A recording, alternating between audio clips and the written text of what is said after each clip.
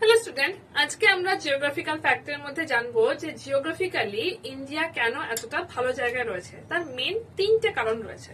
First কারণ হচ্ছে ইন্ডিয়ার তিনটে দিকে অবস্থিত হচ্ছে সমুদ্র, তাই জন্য এটাকে পেনিনসুলা ইন্ডিয়াও বলা হয়, উপদ্বীপীয় ভারতও বলা হয় এই অঞ্চলটাকে।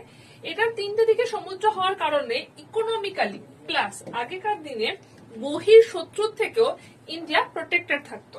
সেকেন্ড পয়েন্ট হিসাবে তুমি অবশ্যই বলতে পারো হিমালয়াকে, কারণ হিমালয় এইরকম ভাবে অবস্থানের কারণে এটা সাইবেরিয়ার ঠান্ডা থেকে প্লাস চীনের হাত থেকে ভারতকে একটা প্রাচীরের মতো আটকে রেখেছে। এবং অবশ্যই ভাবে যদি বলা হয় 3 নম্বর কারণটা, সেটা হবে আমাদের গঙ্গা ব্রহ্মপুত্র সিন্ধু নদী দ্বারা বা তাদের নদী বাহিত পলি দ্বারা গঠিত সমভূমি অঞ্চল। গঙ্গা সিন্ধু ব্রহ্মপুত্র নদী বাহিত পলি দ্বারা গঠিত যে সমভূমি, সেটা পৃথিবীর অন্যতম প্রধান সমভূমি।